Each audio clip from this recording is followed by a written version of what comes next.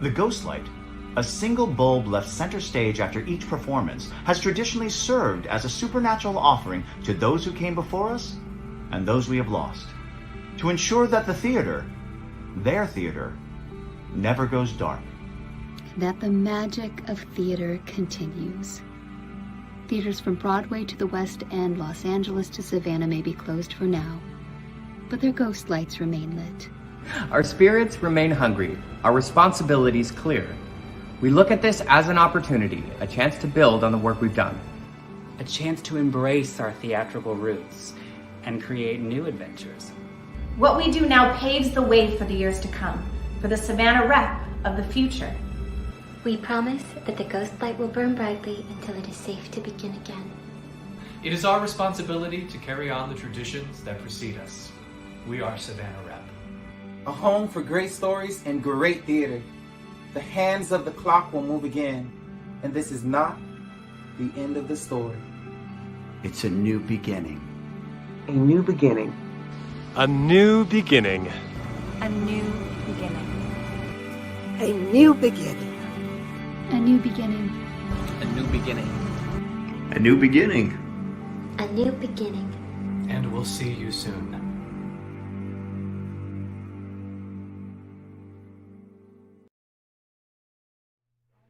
Do we have places? Okay. Do you need me to page them? Okay, thank you. All right, and checking in with the conductor. You all set? Have a good show, Maestra. Three places? All right. Let's do this. Have a good show, everyone. Stand by house to half and house out. House to half. Go. Lights 2 and house out. Go.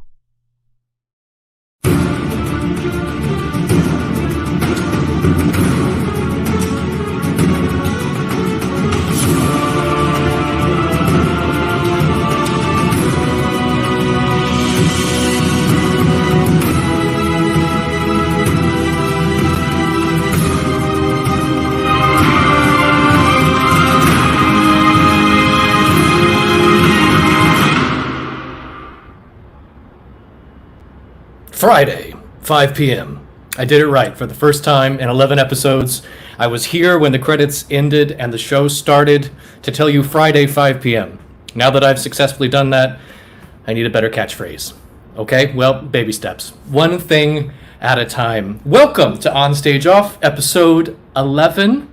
I'm so delighted to have you here. As you can notice, I'm trying a different background today. It's the closet door instead of the wall next to the closet door. Again, baby steps. Our first guest was intended to be the spectacular Geneva Carr. There's Geneva, looking studious, looking like she probably would have on the program. She probably would have been judging me like she is in this picture, silently judging, holding a book or a pamphlet of some sort. Geneva Carr is actively starring on CBS's Bull, and was excited to come on the show to talk about how Bull has resumed shooting in the COVID era with an incredible safety plan and a lot of money spent by the production to keep everyone safe. However, because they've come back shooting Bull, she was called to set today in the middle of last night, and we do not have Geneva Carr with us today, which is fine because she'll be here in the future. It's not like she's refusing to come on the show. Although she may in the future, and now if I had said that, I'm going to feel bad. The good news is, we rallied, and I am very delighted to welcome to the show someone who did not know they were on the show today, but their name is Ellie Pyle. Please welcome Ellie Pyle, former guest, current guest to OnStageOff. Hello, Ellie. Hello. How are you? I'm very well. How are you? Can you hear me? I can hear you. Excellent. I am just realizing that I got so excited that I did the opening right that I didn't set any of the video or audio settings. I probably shouldn't let people into the world of the show like this, but it's what it is. Behind the curtain. How's everything in your world? And while you tell everyone, I'm going to go fix all the video and audio. Everything is going fine in my world. I am getting ready with a couple of the other folks from Bespoke Plays to do a panel for Austin Film Festival tomorrow morning. So if anyone has a badge for Austin Film Festival and you would like to join us at 11:45 Central Time, which is 9:45 Eastern, no, 9:45 Pacific, and it's so much math. Wait, hold on. Okay, so let's start. Which time do we know for sure?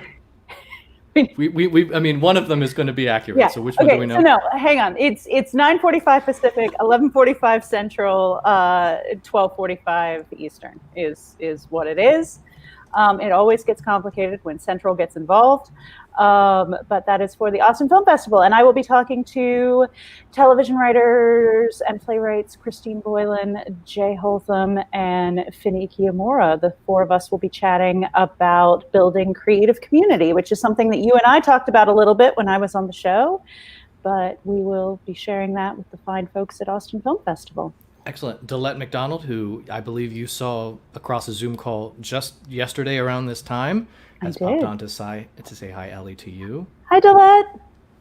The board meeting we had yesterday, another peek behind the curtain. I want to thank Jen and Eric specifically because I know it was their plan. They orchestrated this beautiful setup of tables inside the space at Savannah Rep, socially distanced.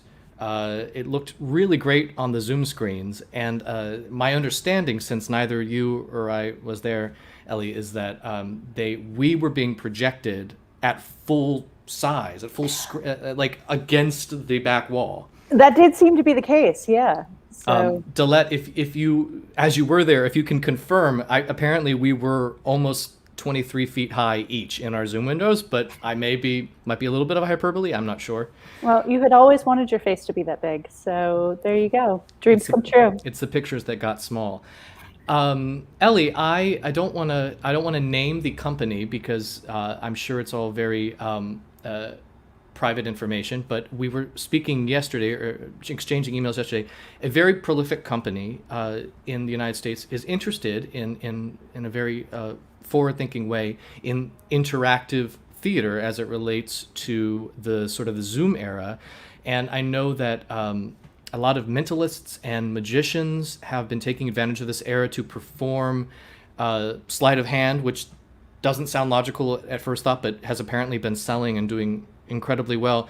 So knowing that we were just talking about this, have you ever written an interactive piece, whether intended to be? I have not. I have certainly thought about it, and anyone who has ever been in one of my shows will tell you that when I used to direct, which I don't anymore, though Christine keeps trying to convince me to do it again, but I would use every room in the theater or every door in the theater. So I love an immersive experience, but I've never actually written one. That's actually something I would really, really love to do, is write something that was immersive and interactive. And in fact, you and I had talked at one point about turning our King Arthur story into an immersive piece, but we have not yet gotten out of the treatment stage of that. But we have a plan. If anyone out there would like, a King Arthur interactive immersive, that is something we have an outline for. And I will go ahead and mention the company because I think a lot of these offerings are public. The Geffen out here in Los Angeles is digging into interactive performances. They have a magic show that they've been doing where you actually receive a kit of supplies in the mail so that you can try the tricks along. And I have not had the chance to attend one of those shows yet, but I'm very excited to do so in the future. There's an interesting overlap between magic and theater out here in LA that I think could even be capitalized on even more than it has been. So I'm glad to see the Geffen kind of playing in that space because we have the Magic Castle out here. So we have so many stage magicians that are based out here that it seems like a prime opportunity to, really delve into the potential crossover between those two things. Speaking of potential crossovers, one of the shows that has crossed over into many iterations is Star Trek. Did you like that transition? I did. I even knew where it was going, and I liked it. Completely unrelated to that, please welcome Mary Chifo to the stream. Hi, Mary. Hi. Hey, guys. Now, I'm going to try something. Okay. Ellie, would you interview Mary about Twitch? And Mary, would you interview Ellie about literally, we already talked about the Austin Film Festival, so literally any topic that sounds super theatrical and exciting. Would the two of you do that for me? Yes. Yes. Great. We will do your job for you. Go do whatever you need to do. Excellent. Ellie Pyle and Mary Chifo, everyone. Hello, Mary. How are you? I'm well. How are you? I'm doing all right. Why don't you tell me about Heartbeats and whatever other improv on Twitch stuff you want to talk about? Great. Yeah. My producer in crime, Jessica Lynn Verdi, will be hopefully hopping in very shortly. Amazing. To talk more details about the impetus for this particular Heartbeats project, which, if you guys were tuning in a few weeks ago, you heard me talk about it already a little bit. But just in regards to was there? Yeah, I was just going to say, but now that you've done it, because when you were on the show before, it was before you guys opened. So, and I was able to see your first performance. So what have you learned since then that has maybe changed how you all are approaching this? Mm-hmm. How's it going now that it's up and running? Yeah, I mean, it's been going really well. What's exciting, and as speaking to a theater community, we know what it is to continue to find the rhythm of a piece. It's been really fun because it is improv. So there is that element of every week we are trying to figure out the best way behind the scenes in particular, because that's not something any of us are used to. How do we navigate Zoom and the chat? And I really cemented my position on the behind the scenes producer side of being able to monitor the chat. Like, we have different ways for our actors to let us know if they have a hit, which is a term we use for, I want to be in a scene with Dr. Ayub or something like that. Obviously, since it's improv, we aren't pre-writing the scenes, but people are still like, I have a sense I want to be, in the hallway with Dr. Love. And so I'm helping navigate that. Then we have our stage manager, Miriam Salzman, who we both know, and she and I kind of navigate making sure that our beat sheet is being followed, not to a T. It's more about making sure that the flow is happening, that we have our A plot and A protagonist, B plot, B protagonist, our guest star, usually our patient, just making sure that they are taken care of and in the flow. And I've found that, the last 2 episodes, we really have established a clear-cut kind of just everyone's job within the behind the scenes. And this is StreamYard, but for us with Twitch, we're using OBS, which is Open Broadcast System, I think. It is sorry. I got Open Broadcast System. And so we have someone, live editing with that, with sound and transitions. And I'm also, I don't want to say too much because I want to allow, hopefully when Jess pops in, she can speak a little bit more to how she found these great stock images that we use for our backgrounds and for the transitions, and the music, which is all composed by Alex Kahn, who is a friend of Ripley Improv and Improv Studio. And so it's great. We have original work, some of original music, some are Jess's brothers, actually, who are extremely talented, and they sound like, there's Ryan again. I was getting excited and listening. Please continue, Mary.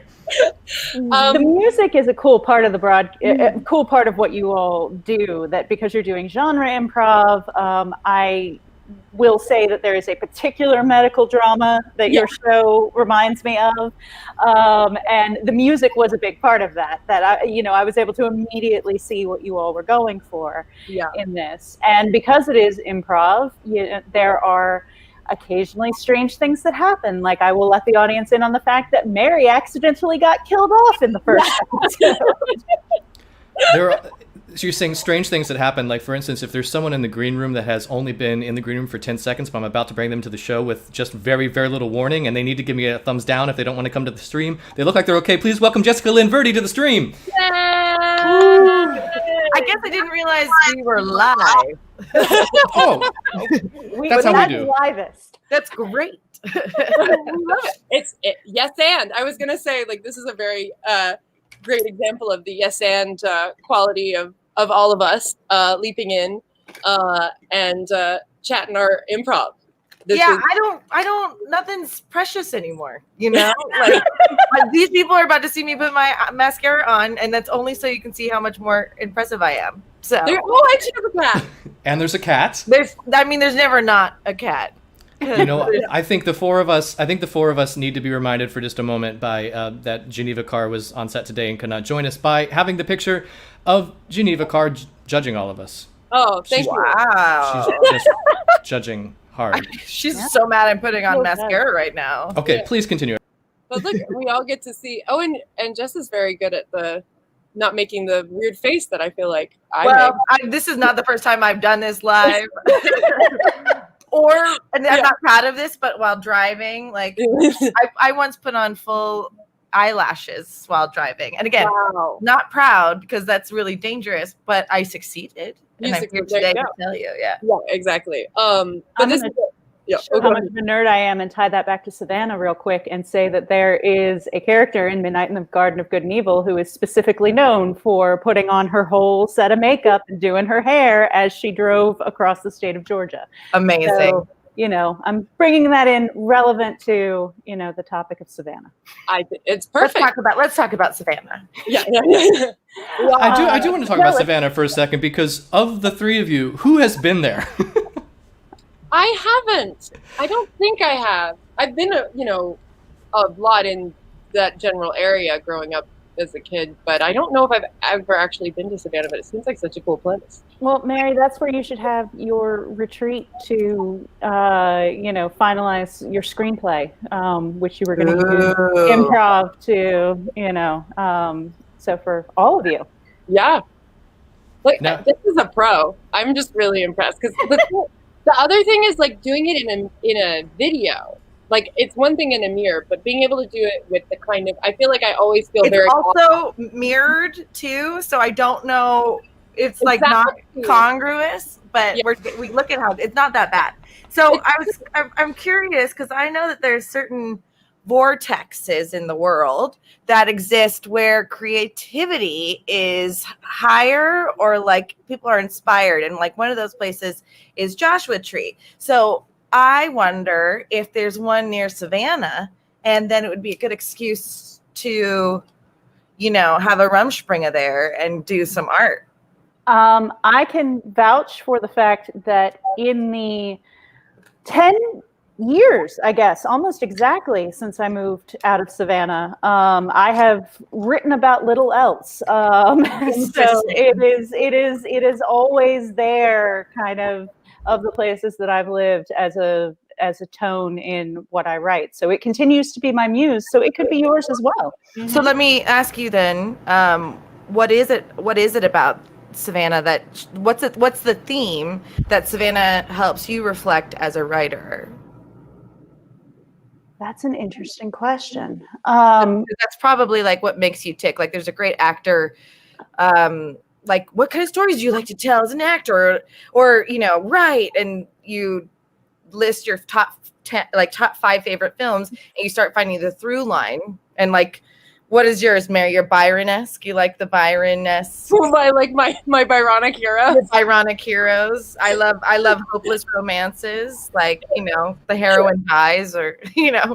3 minutes to commercial. 3 minutes to commercial. Great. So 3 minutes enough to tell us what it makes you tick then. Sure. I will say that for me, it is kind of the strange intersection of how the supernatural in a very grounded way kind of comes into play with this place that seems like like the woods as a literary device, in the sense that, like, it's this magical space where anything could happen, is kind of how I feel about Savannah, which is very much the image of the city that it is happy to sell you, but also happens to be true.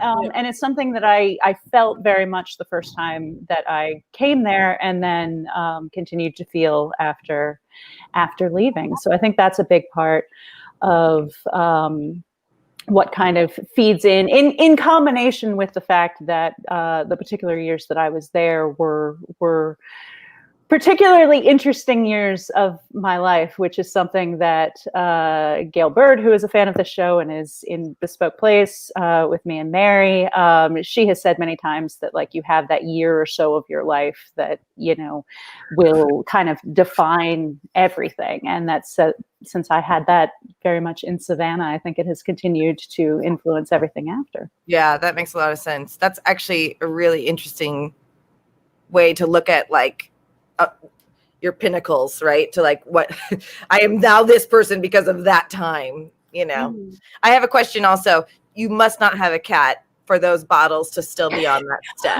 I do not have a cat. Okay.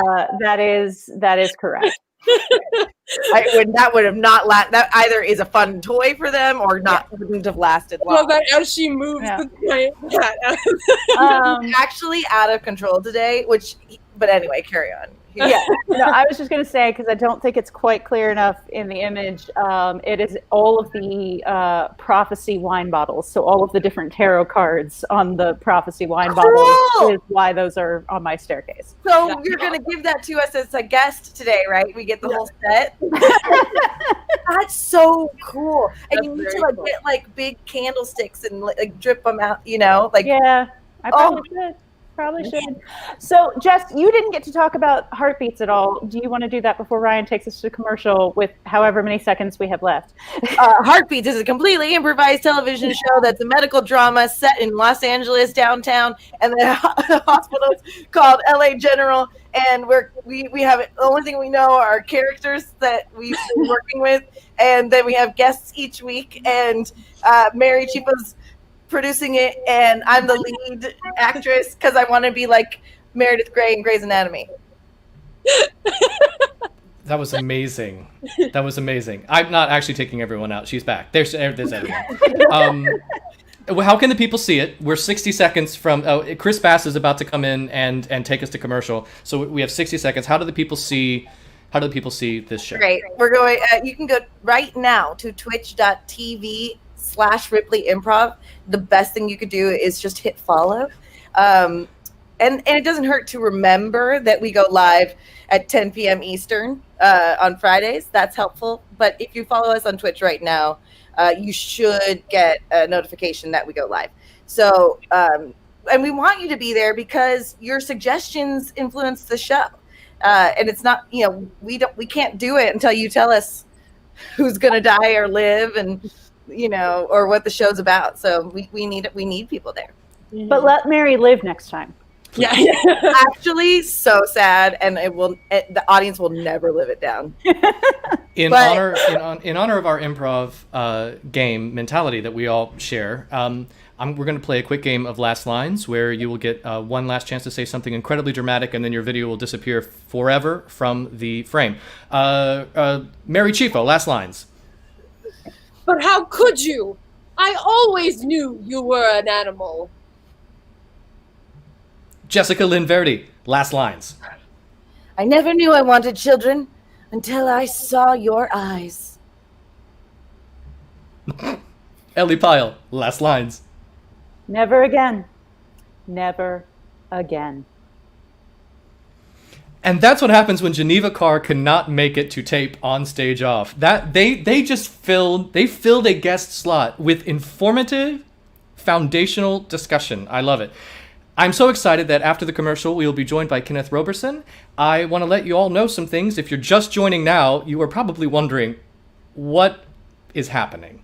So am I. So am I. I want to let you know that this show is built around our friendships and our collaboration. Savannah Rep has an extraordinary family of artists. If you have someone that you think should be on this show so they can experience what we just experienced with our wonderful guest, have them email what'sup@savannarep.org. what'sup@savannarep.org. Offer your friends. Offer yourself.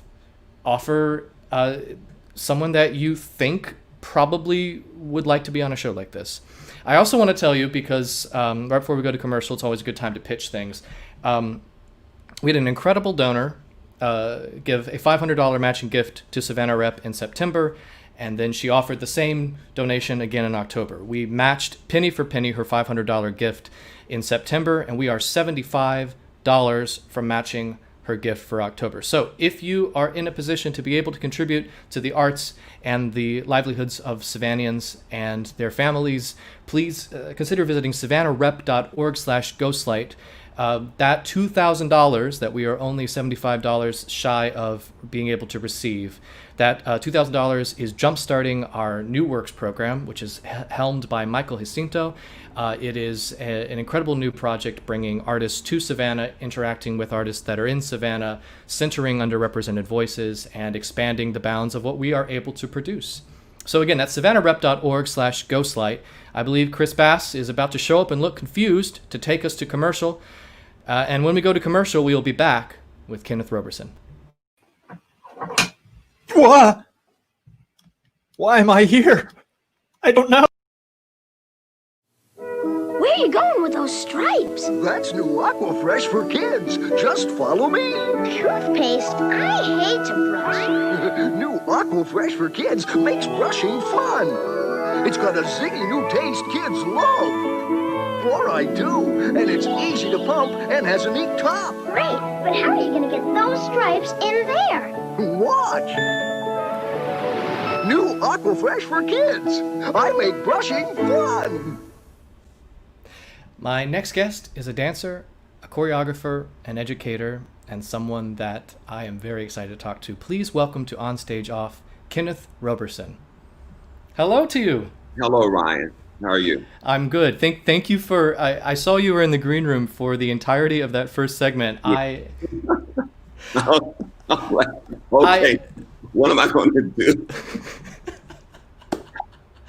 I can only assume that if Geneva had been able to make today's show, it would have been that non sequitur and delightfully outlandish. We have good friends here at Savannah Rep, and you are a friend of one of our dear friends, the extraordinary Delette McDonald, who was on several weeks ago, and she very thoughtfully pointed us in your direction. So happy to have you on the show, Kenneth. It's great to be here. And first of all, I would like to say your opening graphics and the music is so dramatic. I love it. It says theater. It says something different. And I thought, oh my God, I'm in the wings. I have to go on stage and do a real show. It got me kind of shaky. I like, what's going on here? So I give you that. It was very dramatic, and I appreciate that.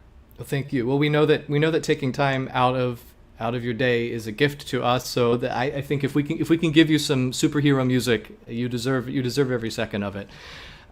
So happy to have you here. You have had an extraordinary, varied career working all over the United States and the world.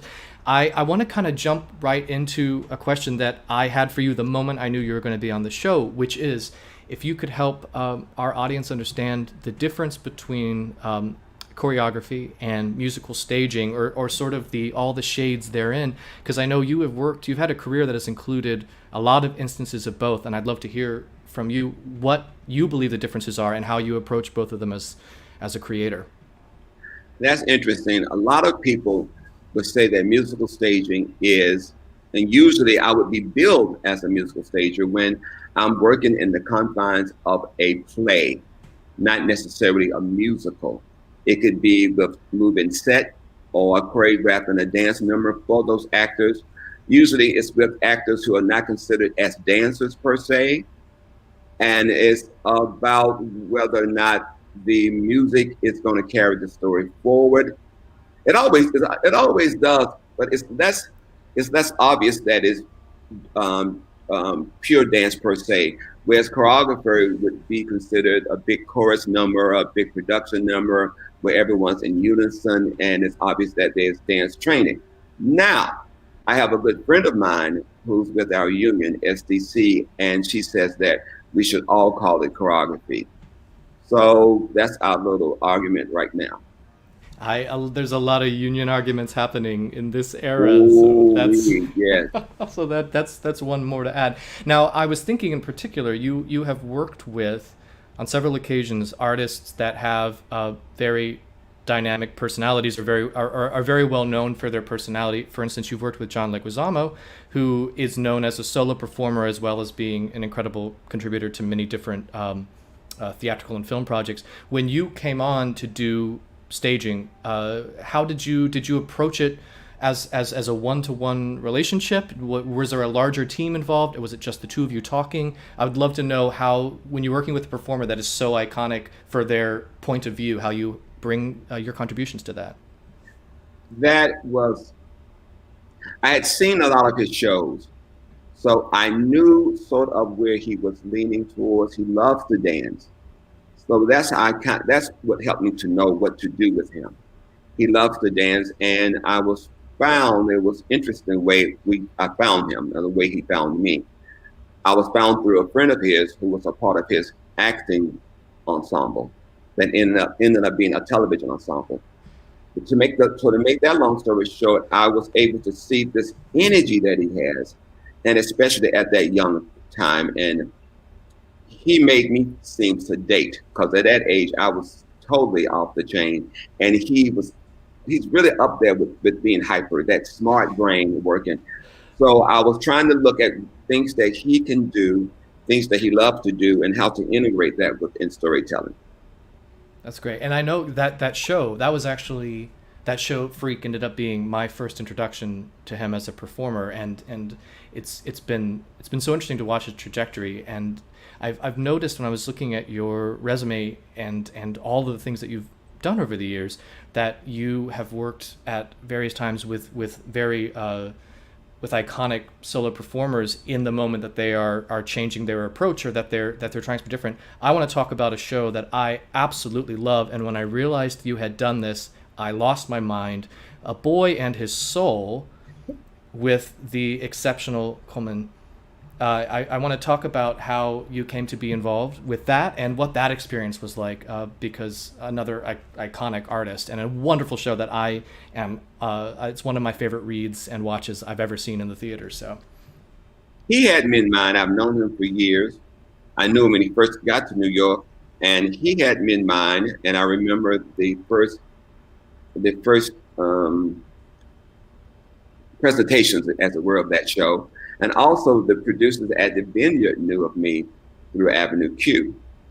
So my name came up from both sides, and they called me in, and it was so exciting to get a chance to work with Coleman on that show. And as you know, the show is quite amazing. It's a really beautiful show. Now, you danced for, I was not able to find this, so I wanted to ask on the show, how many years would you say that you danced predominantly before you started to move into choreography? And was there a point at which do you still consider yourself actively pursuing both as the opportunities arise, or did you move firmly from one camp to the other at some point in your career? I danced, let's say, from the early 80s until the 95 is when I started to decide to choreograph. I always did a little choreography here and there, but I was working mainly as a dancer.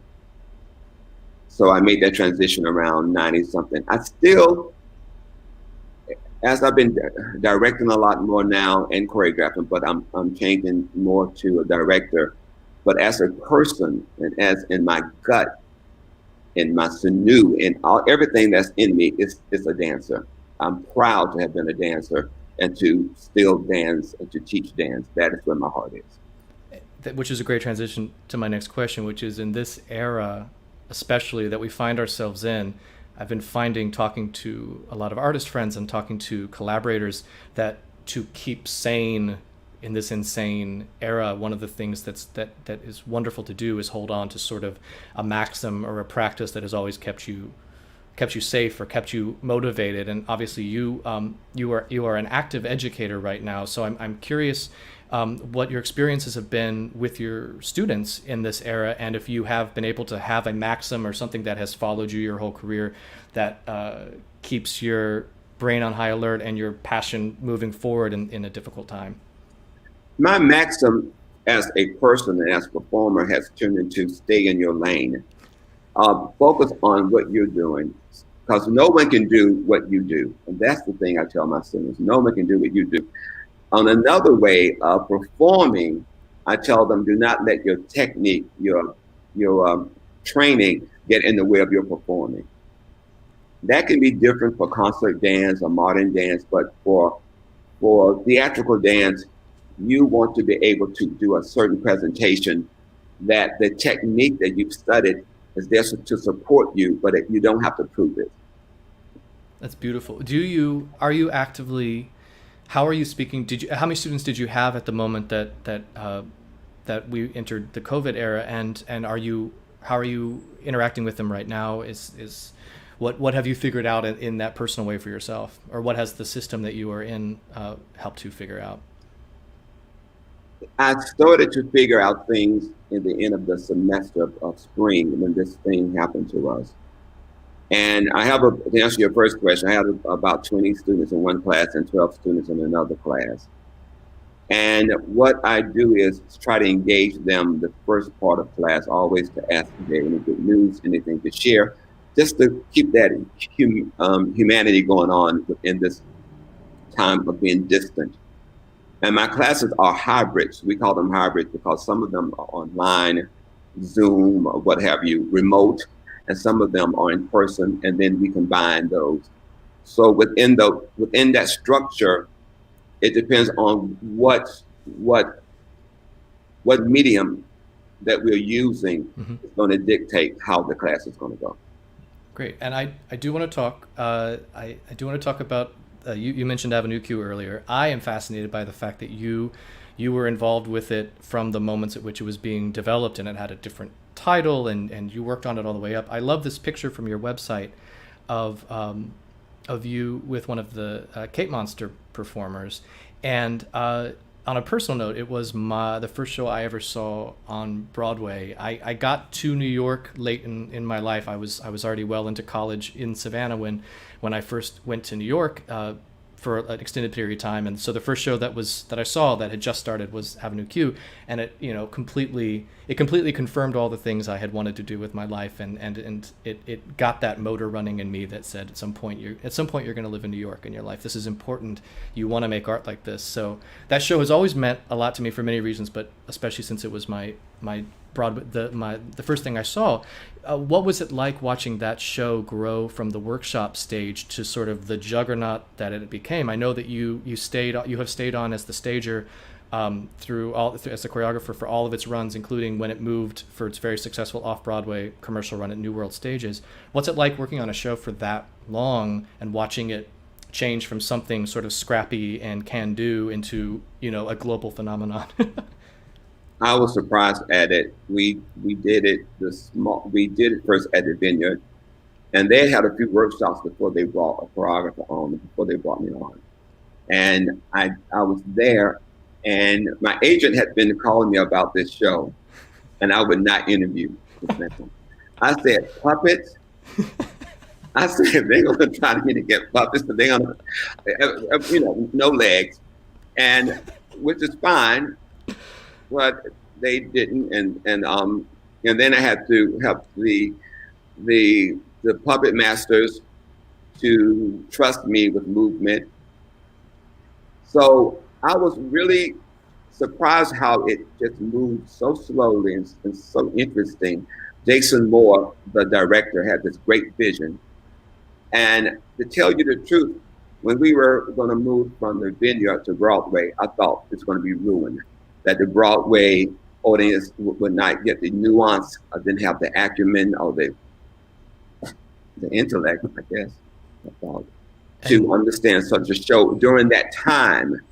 Now, everything goes now, but some of the profanity and some of the very outlandish staging and outlandish topics that we did in that show, it surprised me that it carried on that long. And it has. I love watching the videos of it in all of the countries that it's in, and when all the languages that's been translated Wait, into. there are videos of it from where? Oh, I saw one from. I believe I saw a Korean. I saw. I mean, just sizzle reels, not bootlegs. That's not choreography going on in some of these places. I had to take a trip somewhere to find out if they were using my choreography, and I was ready to make some phone calls. It happened once at a presentation with a college, and I tried to go backstage, and one of my professors stopped me. It's amazing that we're talking about that, because when Delette was on, I know you saw her interview. When Delette was on, I had asked a question that she needed to go check. I was asking if her music, if her voice had been in a show on a particular show on Broadway, and she wasn't sure. So I got to start a research department to close all these doors I keep opening on this show inadvertently. I got to find that video and tell you where it was. I'm pretty sure it was South Korea, but I'll look again. That happened to me. Now South Korea, I would go there and stage things. I would go there in person because they do a lot of good work in Asia. I found out there was a show that used a video of work that I did on a TV show, and they used it as a video on a Broadway show. And I sat there in the audience, but because of the television show, my union does not cover that show. But who knows? Maybe I can go backwards and see what I can get from it. But I was really, really surprised. It reminds me of when You're in Town was on, left Broadway and entered the regional space. I remember there was a really high-profile suit, and I once has had experiences on this front as well. That the set and the musical staging and the choreography are very just so iconic that there's a lot of language in the contract that says you must find your own way to do this. And I've watched a lot of puppet masters over the years figure out how to reinvent shows. So I guess do you know that was the language that went with Q when it went into the regional market, that they are expected to recreate without benefit of the original production as something to hold up to? Because I know Q is an interesting example, because I know that you can license Lions's puppets. So it's interesting because I had never thought about this before. When you started talking about making puppets dance, I realized there's a very specific way to teach that. Have you ever worked on a regional production, or is that something that doesn't interest you as much? I'm not interested. Someone asked me about it, and the only way I would do it if we could remount what we did. The thing about that choreography, though, going back to the puppetry, there are certain things that you can do with the rods. And certainly if the person is right-handed or left-handed, there's a certain way that person cannot look. That's a certain part of the range of motion. Now the solo for Lucy the Slut was the one that is mostly detailed for choreography for the puppet. There are a few scenes that are choreographed for non-puppeteers in the show. There's a thing that I choreograph for boxes, to sing and dance. But the kit that a lot of these people get when they lease the show, they have the option to use my choreography, but I would have to be contacted, and I would have someone to remount it, and then I would go and clean it up. And sometimes I would adjust things for whoever that actor is. But yes, it's within within that contract, you have the options. But they encourage you to do your own thing with the set, with the costumes, and with the choreographer and direction. I love it. Now, we were talking on email before today. We were talking about a new piece that you are working on. I'd love to have you chat about it if you feel like you'd like to. A new musical. I'd love to hear what it is and what the plans are for it. Well, I'm laughing because there's a musical called The Joint that I'm attached to as director. It takes place in a juke joint in late 60s in Virginia. It's R&B music. And the music was written by the late Timothy Graffin Reed, and that's as much as I can talk about it. But Ryan, you know what's funny? Usually on these interviews, someone has a top secret show that they can't talk about, and I never believe them. I just think they're making it up. Here I am with a top secret show. You're behind your non-disclosures on this. Yeah, well, now that you've done it, you'll watch interviews. You'll watch interviews in a different way now. And I never believe. Oh, I'm working on something with a famous actor, and he's flying in from. I really can't talk about it, and we're gonna just. I was like, oh right, yeah, what? Well, I know some other interviewers with less scruples than me would push and push and push and try to get you to release something about the show. I'm not gonna push. I'm just excited that I like the setup for it. I like the title, and I will look forward to finding out what I'm supposed to know at the time that I'm supposed to know it about what you're working on. But in the meantime, I have so enjoyed getting a chance to pick your theatrical brain and get a chance to chat with you as someone very inspiring, as someone myself who has bordered the acting and the administrative and education roles and tried very hard to find the balance of that. Looking at your resume, obviously I knew you from Avenue Q, but I had never done the research to find out who you were besides the show I knew you from, and to see the journey that you have gone on and the way that you have balanced so many of your lives so effectively has been very inspiring to someone like me who's having this moment wondering where education fits into my life and where performance fits into my life. So thank you for being inspiring to me personally. That makes me feel good. And obviously, Delette is on our board, so something tells me that, and you are part of our patron family, so something tells me we will continue to be in each other's lives, because I have every dream for this theater, taking a really beautiful journey. It's already doing great work. My whole thing with this show and with all the programming that we're doing is just trying to bring the resources to the work, because Savannah's got the work. I just want it to have the money and the resources. So thank you. I look forward to it. Now Ryan, yes. I thank you all too, because regional theater is a training ground for a lot of us, for a lot of actors, for a lot of regional theater has been diverse in the work before any of this happened. Regional theater has been very brave. They have been very encouraging. So we need a lot more. I'm so glad that you're down there in that area. It's growing a lot, and you get a lot of talent down there. So I applaud the work that you all are doing. Thank you. So we'll see you soon. Have a wonderful day, and thanks again for being on the show. Thank you so much. Take care. Bye-bye. That was the amazing Kenneth Roberson chatting to us about a wide-ranging series of topics, including whether or not I can find this production of Avenue Q in South Korea. I might have had a dream in which it happened. I'll go find it. Good news is our next guest is actually a professional private investigator, and I may be able to pay him a certain amount of money to go research this for me. You won't know who it is until we come back from this ad from a company that does not sponsor us. You can take a bite, take an alphabets bite. You can taste a bunch of letters that go crunch. Alphabets, all right. But take care, there's a mad microchip out to get you over there. Please flip, how on hip. You can snip that drip when you bite the word chips. You can take a bite. Bite a C. You can take a bite. Bite an H, bite an I. You can take a bite. Bite a P. If you want to start the day with the breakfast you can play. You can take a bite of post-alphabet cereal. Part of this nutritious breakfast. It's yummy. I'm always still dancing. I'm the one that created the ads, and I don't know when they're going to end. I should probably figure that out. I should watch them before the show. For my next guest, I want to offer something to people watching on Facebook and YouTube.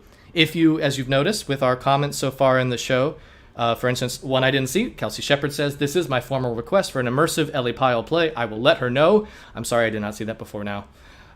We do need an immersive Ellie Pyle play. But if you comment on Facebook or YouTube, we see it instantaneously. So for this next interview, if you post a genre type, any type of genre, noir or romantic comedy or horror, my next guest and I will move flawlessly, seamlessly into that genre until the genre changes. That being said, please welcome to the show private investigator Justin P. Kent. Hello, I am a private investigator, so I've heard. Hello, I'm here to investigate things privately. Justin's very well known for his improv, as am I. The thing I've learned about improv, Justin, is that most of it is staring at your scene partner, making sure you don't talk at the same time that they're talking, so you get everything, and then you let them talk. Please. Yes. Justin, how are you? I am well. Thank you for asking. This is going well. This is going very well, yes. Yes, it is going very well. I'm very excited to be here. I am a seasoned professional. Justin, I have a question for you. Pretty much everyone watching this show has seen your face on a stage. Whether or not they knew it, whether or not you were projected, whether or not you were under 30 pounds of latex and makeup, they've seen your face on a stage. I want to talk about an extraordinary performance that I saw earlier this year that got cut way short. You, sir, were Don Quixote de la Mancha in Asbury Memorial's Man of La Mancha. I, as someone who knew you as a improv artist and as a comedic artist, I have to tell you, totally honestly, when you started Impossible Dream, I got goosebumps and I teared up a little bit because your singing honesty was so beautiful and relevant. Did you know that was a role you were going to slay like a windmill, or was that a surprise to you that musical theater was going to be such a natural extension of your life? It's been a long time since I've done any musical theater. When I was in high school and things, I did a lot of musical theater. Odd Lot Improv did a couple musicals in which I got to play Dr. Horrible and Dr. Horrible Sing-Along Blog. So I've done some musicals before, and I very much enjoy it. Man of La Mancha was my dream show. It was a show I always wanted to do. And to play Don Quixote was really just a dream come true for me. So did I know I was going to slay it? I'm still not quite sure that I did. I can confirm that you did. You are very kind. But man, that character meant so much to me and means so much to me, and I hope it will come back when we get into next year. That is the hopeful plan for all of us, is to bring it back, and I will be delighted to jump back into that role. Before you answer this next question, I have a genre we have to switch into, so I'll ask the question and then immediately flip into the genre. The question is, okay, for those that are watching that may not have known about that show in particular, how much of the 2020 run did you get to do? How much is planned, if any, for 2021? And the genre is science fiction. I'm going to answer a question in science. Sure. Pew, pew. These are lasers. Pew, pew. Pew, pew, pew, pew, pew. So here's the pew, pew answer that I tell you from my spaceship in space. See, it's science fiction. You see how I'm doing that? This is the most off-topic science fiction presentation I've seen since Incubus, I think, or it was Incubus or Linkin Park released a song called Battlestar Scratch-Latica. This is the most this is the most adjacent to science fiction presentation I have seen. Normally I have like a prop on hand that I can use, but I don't have any science fiction props on hand. I'm actually disappointed in myself. Well, Commander Kent, as that is your name, as you are the commander of the Federation. I am not Commander Kent. I'm Ryan McCurdy. Justin has vanished, which I suspect that has something to do with the fact that I'm making him do things he wasn't planning to do. When he comes back, Commander Kent is going to tell us about how much of 2020's run they were able to do with Man of La Mancha and what's planned for 2021. Commander Kent, where are you? Are you just... What's happening? Oh, there it is. Oh, good.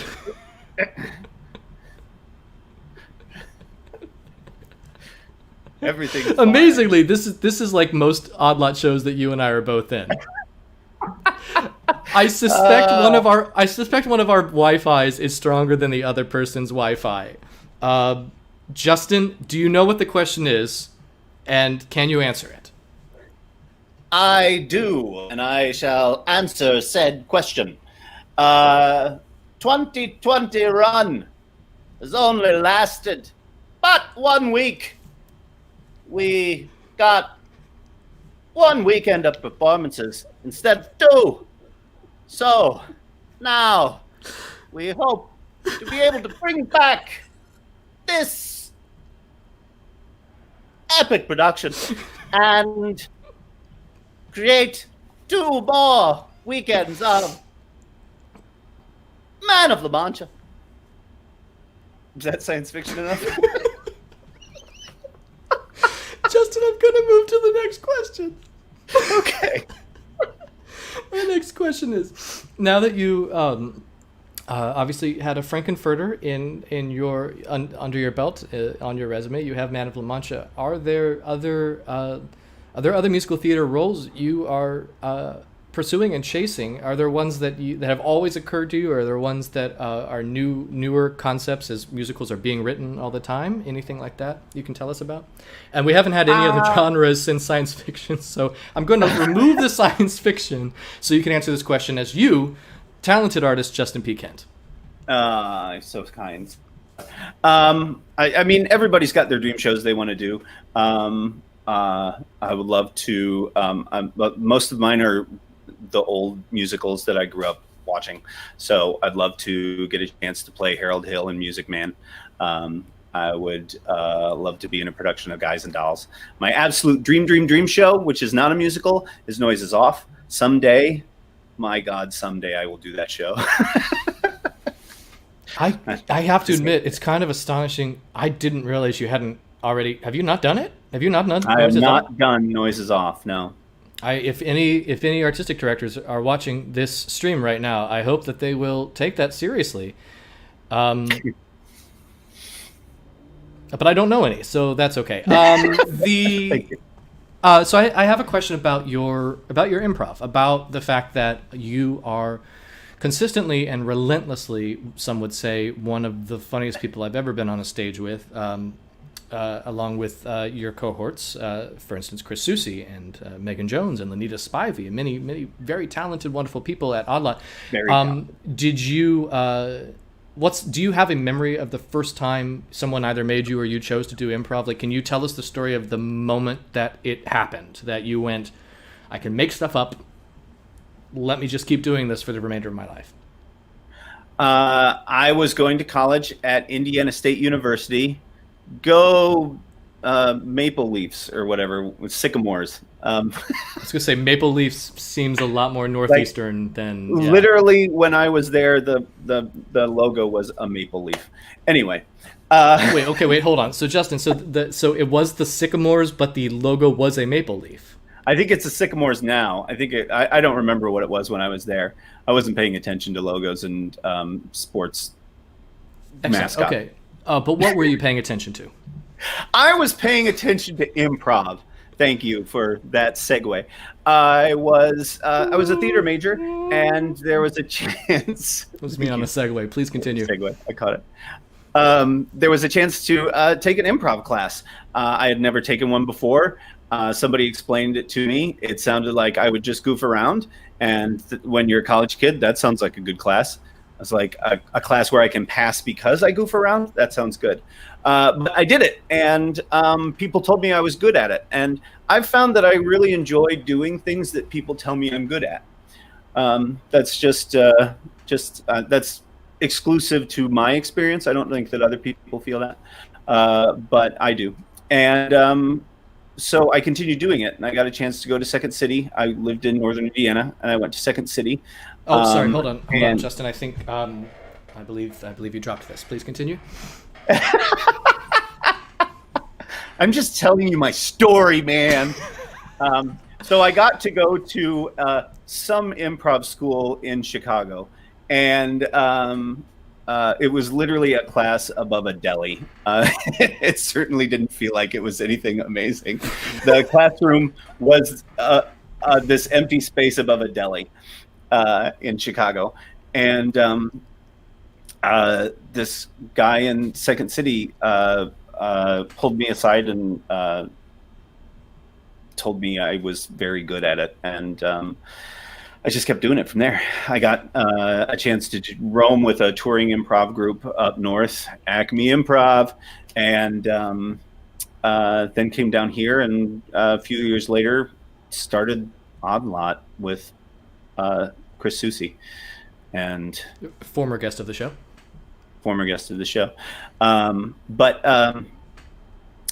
It's fantastic. I just love it. It's something I just can do without a lot of effort. And that is the dream, right? To do something without having to put a lot of effort into it. Hard-hitting follow-up question. The college class that you were telling us about a minute ago, was it pass-fail or was it letter graded? Do you remember? I do not remember. Well, the reason I ask is it has never occurred to me, and having gone through a BFA program myself, I should have thought about things like this, but improv seems like the kind of thing that you could be trying really, really hard to do, still not be good at, and I wonder what situation that puts a teacher in when when it's a scholastic, it's just air quotes, when it's a scholastic adjacent context. I don't know. Improv is difficult because I feel like if you come in with your Streetcar Named Desire and you obviously haven't worked on it and you've been drinking instead of rehearsing and you don't remember the lines or you aren't committing to it, that's a thing a teacher can say, this person could be could have dynamic talent in this but isn't trying, they get a D.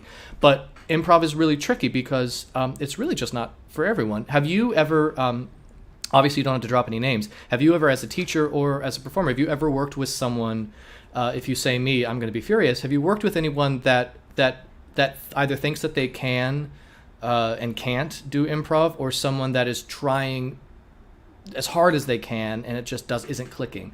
Obviously don't name any names, but have you had that experience?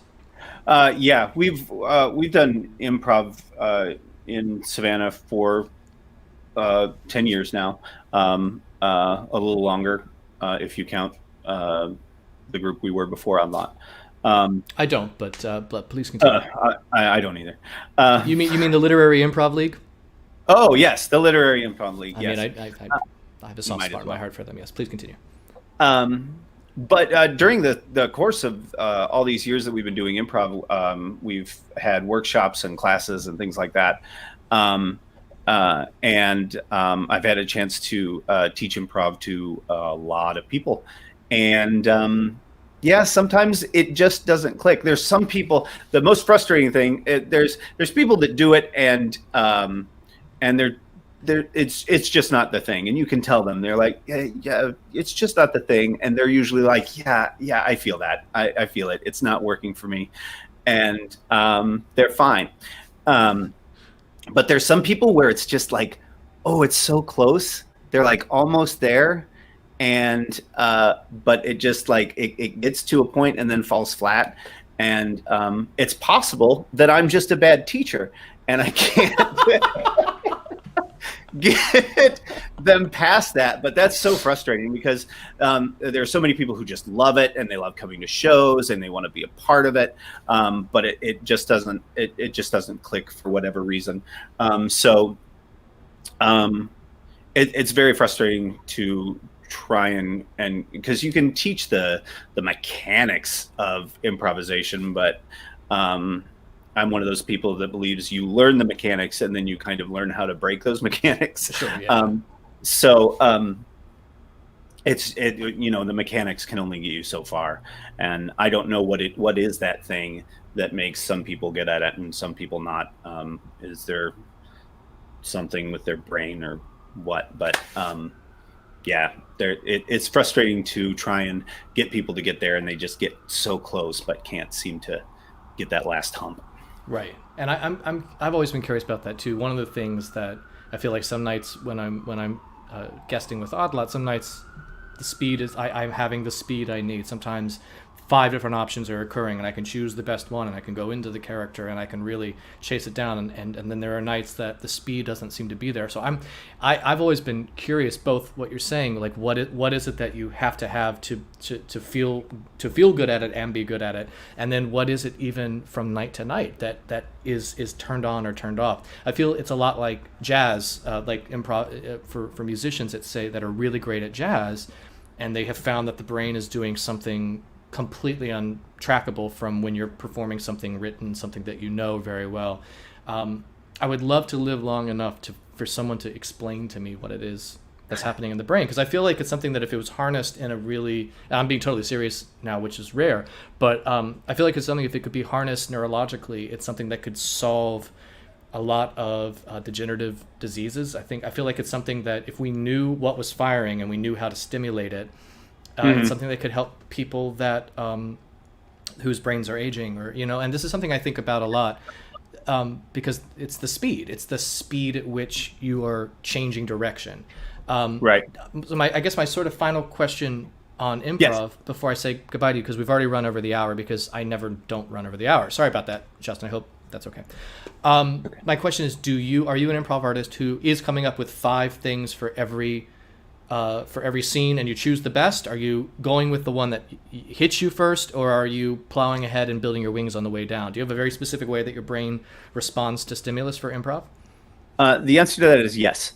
And you don't have to tell us if it's a trade secret. You don't have to tell us, but I have no trade secrets. But no, if I'm in a scene and there are a couple of people talking and I have that chance to have the 5 different things and jump in, then fine. A lot of the times I just jump in and start talking, and then things happen. There are many times where I've done an improv show and someone comes up to me afterwards and was like, they'll like quote something I said to me, and I have no idea what they're talking about because I have no memory of it whatsoever. Same thing happens to me. I go into a fugue state of some sort. I'm just blacked out. I don't know what's happening. But it's a mixture of all of those. Most of the time, I have some sort of loose idea that's loose enough that I can throw it. There's some action going on over there. But it's loose enough that I can throw it into the scene and let other people help form it. Whether it's just a character voice or something like that, that's where I start, and then it just goes from there. I don't do a lot of planning. I found if I do plan something before I hop on, it's usually not as good. I still try and do it, which is interestingly sort of. I think I've met a lot of. I've done some improv teaching over the years, and that is the moment at which students start to make a certain jump. Is the moment at which they start trusting themselves that it will come, and they stop having something completely ready. And I think Odd Lot has always I feel like had a good balance of setting its performers up for success with like game styles that it might be happening, or like who might end up being in a thing, or like, Ryan, you may need to play the guitar tonight, like things like that. Like you set up those expectations without giving them too much rope with which to lasso something. Right. With improv, this is completely my opinion and nothing else, but the group of people you were with is absolutely key. If you have a group of people that you can trust, it's much easier to jump off the ledge if you know someone's going to catch you. So if you have that group of people that you trust implicitly, which is what I have with Odd Lot, then you can let yourself go. And if it doesn't work, you're not worried about it. And that's where I think the best improv comes, is when you're just not worried about where it's going to go and you can trust all these other people. There are a few people that I connect with for whatever reason more than others. Susie's one of them. You're one of them. Oddly enough, Travis Spangenberg. Hey, Travis. He's one of them. There are more, but they're the people that I kind of have an idea in my head what they're probably going to do, and we can go and it'll work. Though there are many others I've worked with that some of the greatest things have happened are because I had no idea what they were doing and where they were coming from. Improv's strange. It's magic. It really is. It really is. It should not work, but it does. Yeah. I've said it for years. It's like putting on a magic show, and these miraculous things happen, and no one has any idea how. Yeah, and the fugue state. Oh, I'm sorry. I didn't mean to interrupt you. No, that's okay. I was just saying, including the performers, nobody really knows how it happened. And the fugue state is a really great way to describe it. I feel like the guitar solos that I've rehearsed, I can remember playing in concerts, and the ones that I decide to improv on them, I don't remember them afterwards. I've asked for a video. I had done this in a Facebook memory a couple of weeks ago. I had asked for a video of a particular solo I did at Bitter End because I could not remember doing it, and I think it is that when your brain flips into improv, it stops printing memory because it is so focused on creating the present. It doesn't make pasts because it creates present. Justin, we are so over time. I have to let you go. Okay, Justin. But we are doing. I don't know if you saw when Mary and Jessica and Ellie were on earlier in the Janita Carr slot. We did last lines where you every guest got to say something incredibly dramatic in the vein of the last lines improv game, and then was taken out of the mix. Justin P. Kent, what is your last line? And that's how I became the Cardinal. My guest was Justin P. Kent, actor, producer, improv comedian, really great guy. I do want to point out that I got so excited talking to him, I didn't even see Valerie's comment, which was Incubus, thereby proving it was Incubus that wrote Battlestar Scratchlatica. We have come to the end of another show. Thank you to Ellie Pyle, Mary Chifo, Jessica Lynn Verity, Kenneth Roberson, Justin P. Kent, and thank you, Geneva, for not suing us for using this picture of you multiple times. I hope that you are finishing up your shoot day right now and having a safe travel home. We will have you on the show as soon as you are able, and we are grateful that you will be coming and joining us. On a very personal and private note, I just want to end the show today with a video before we roll our regular postlude of The Ghostlight, featuring Odd Lot Improv's Chris Susi. 6 months ago today, the world lost Lauren Widner, who was not only my writing partner, but a champion of regional theaters, a person who was dedicated to traveling, bringing education and light to cities around the United States, and someone who, just before she passed, was very excited to come to Savannah to meet this wonderful family, to bring her music and her light as an educator and hopefully as a future company collaborator. It was something we had talked about right up to the moment that she passed. So honoring her memory today, I wanted to end the show with a song that she and I wrote. It's featuring her on the piano and Kelsey Shepard on the vocals.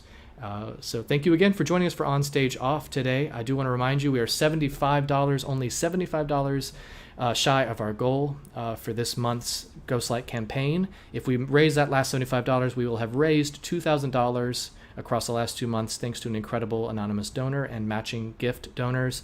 That is jump-starting our New Works program, which we are so excited to tell you about on this show on November 13th as we introduce our season. So if you have that $75 or any amount therein to give to us, please go to savannarep.org/ghostlight. My name is Ryan McCurdy. I'm honored to be the executive artistic director of this company.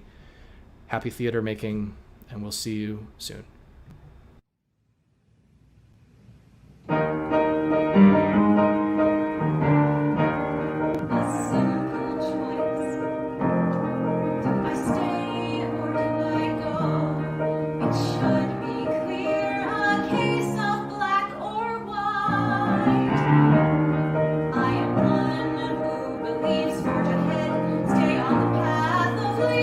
Resistance from the curve.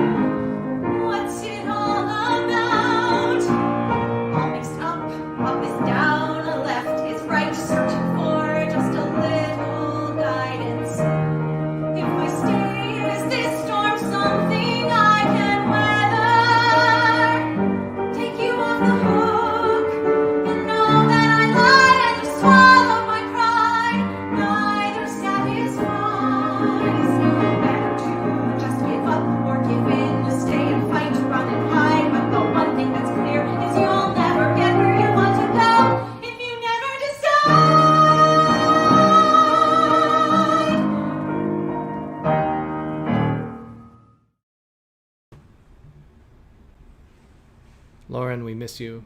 We always will. Thank you for your gifts to Savannah Repertory in life and your contributions after. That's it for OnStageOff. We'll see you next Friday at 5 p.m. with some great guests that you'll find out about on Monday. Until then, even though she was on the show earlier, take it away, Mary Chiefo. Till next time, great stories, great theater. The Ghost Light, a single bulb left center stage after each performance, has traditionally served as a supernatural offering to those who came before us and those we have lost, to ensure that the theater, their theater, never goes dark. That the magic of theater continues. Theaters from Broadway to the West End, Los Angeles to Savannah may be closed for now, but their ghost lights remain lit. Our spirits remain hungry. Our responsibilities clear. We look at this as an opportunity, a chance to build on the work we've done. A chance to embrace our theatrical roots and create new adventures. What we do now paves the way for the years to come, for the Savannah rep of the future. We promise that the ghost light will burn brightly until it is safe to begin again. It is our responsibility to carry on the traditions that precede us. We are Savannah Rep. A home for great stories and great theater. The hands of the clock will move again, and this is not the end of the story. It's a new beginning. A new beginning. A new beginning. A new beginning. A new beginning. A new beginning. A new beginning. A new beginning. A new beginning. And we'll see you soon.